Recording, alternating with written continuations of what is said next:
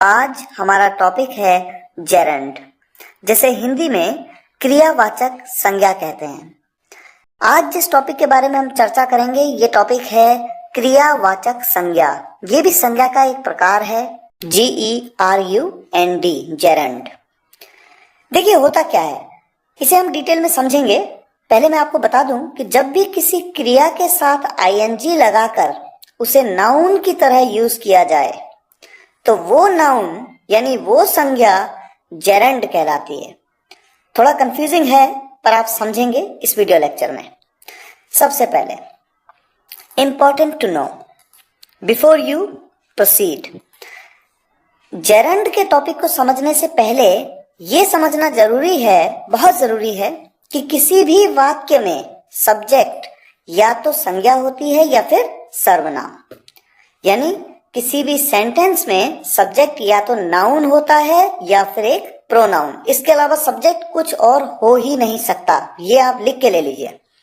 मान लीजिए कोई सेंटेंस आपके सामने आया, उस सेंटेंस में जो सब्जेक्ट है वो या तो एक नाउन होगा और या एक प्रोनाउन होगा। ऐसा हो ही नहीं सकता कि वो एडजेक्टिव हो या एडवर्ब हो या कंजंक्शन हो या प्रेपोजिशन हो। ऐसा हो ही नहीं सकता, ये आप जान लीजिए। इसके बाद एग्जाम्पल्स मैं आपको देता हूं। एग्जाम्पल्स आपके सामने है। सबसे पहला एग्जाम्पल, सफलता बहुत जरूरी है, सक्सेस इज वेरी इंपॉर्टेंट। यहां पर सब्जेक्ट क्या है?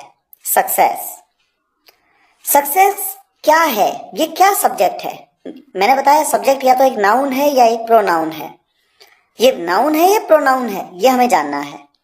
प्रोनाउन तो ये हो नहीं सकता क्योंकि हमने पार्ट्स ऑफ स्पीच में ये जाना था कि प्रोनाउन होते क्या हैं। सर्वनाम जो संज्ञा की जगह पे आते हैं, जैसे ही, शी, दे, आई, यू, ये एक नाउन है। पर कौन सा नाउन है? क्या ये प्रॉपर नाउन है, कॉमन नाउन है, मटेरियल नाउन है, कलेक्टिव नाउन है या फिर एब्स्ट्रैक्ट नाउन है? तो पिछले वीडियो लेक्चर में हमने ये समझ लिया है कि ये एक एब्स्ट्रैक्ट नाउन है। इसी तरह से अगला एग्जाम्पल देखिए, अयांश मेरा बेटा है। Ayansh is my son. Subject है अयांश। कैसा सब्जेक्ट है? नाउन है या प्रोनाउन है? बड़ा सिंपल है, ये एक प्रॉपर नाउन है। इसके बारे में हम पिछले वीडियो लेक्चर में पहले ही समझ चुके हैं। तो ये एक व्यक्ति का नाम है, और जो व्यक्ति का नाम होता है या वस्तु का नाम या स्थान का नाम, वो क्या होता है? वो होता है प्रॉपर नाउन यानी व्यक्तिवाचक संज्ञा।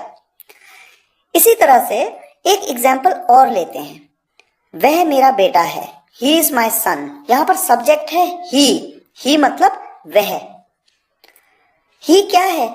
ये एक प्रोनाउन है। ये बात हम parts of speech pronoun topic में समझ चुके हैं और ये तो बड़ा कॉमन है, हम सभी जानते हैं। He, she, they, it, I, you, we, ये क्या है? ये सब प्रोनाउन है।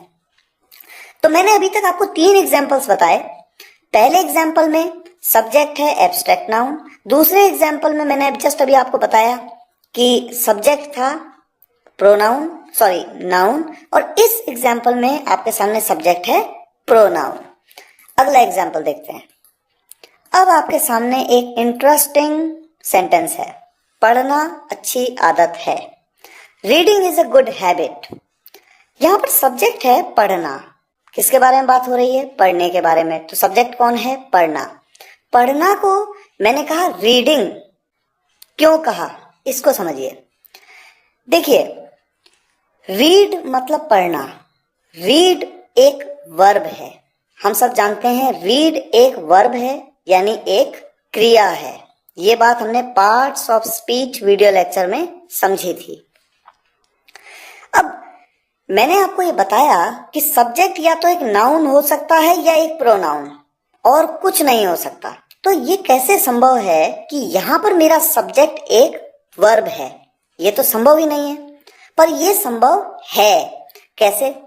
जब आप किसी वर्ब के साथ ING लगा देंगे और उसे सब्जेक्ट की तरह यूज करेंगे तो फिर वो वर्ब नहीं बल्कि जेरंड कहलाएगा। और जेरंड मतलब होता है क्रियावाचक संज्ञा, यानी एक संज्ञा की तरह आप उस क्रिया को यूज करेंगे ING लगा करके।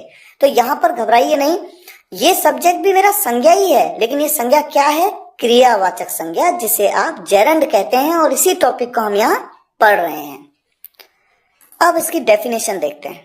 अब चूंकि हम कुछ बेसिक चीजें समझ चुके हैं जेरेंड के बारे में, तो डेफिनेशन आपके सामने है। अगर किसी भी क्रिया के साथ आईएनजी लगाकर उसे संज्ञा की तरह प्रयोग किया जाए तो उसे क्रियावाचक संज्ञा कहते हैं। If a verb is added with ING and used as a noun in a sentence, then the verb is called gerund. कुछ एग्जाम्पल्स आपके सामने हैं जेरेंड के, जहां पर वर्ब के साथ आईएनजी लगा करके एज अ नाउन यूज किया गया है। एग्जाम्पल देखिए, running is good for health. Subject है रनिंग। रनिंग मतलब दौड़ना। मीनिंग में कोई चेंज नहीं है, फर्क सिर्फ इतना है कि वो जो वर्ब है, जो क्रिया है, उसके साथ आईएनजी लगा दिया और सब्जेक्ट की तरह यूज किया। Running is good for health. Gymming is my routine. Playing guitar is my love. Play मतलब खेलना, ये तो एक क्रिया है, लेकिन क्रिया के साथ आईएनजी लगाया और as a noun, as a subject आपने उसको यूज कर लिया। Loving you is my habit. Smoking is injurious to health. देखिए यहां पर स्मोकिंग, स्मोक मतलब क्या होता है? धूम्रपान करना, स्मोक।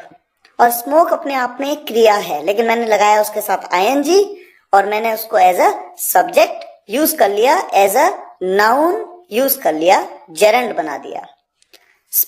नेक्स्ट सेंटेंस है speaking is more important. Speak एक वर्ब है, आईएनजी लगा दिया, जेरेंड बना दिया। तो यहां पर आपने देखा कि वर्ब के साथ हम किस तरह से आईएनजी लगा रहे हैं और फिर उसको सेंटेंस में यूज कर रहे हैं। हमें उम्मीद है कि आपको ये वीडियो लेक्चर पसंद आया होगा। इसी उम्मीद के साथ फिर मिलते हैं नेक्स्ट वीडियो लेक्चर में। तब तक के लिए धन्यवाद।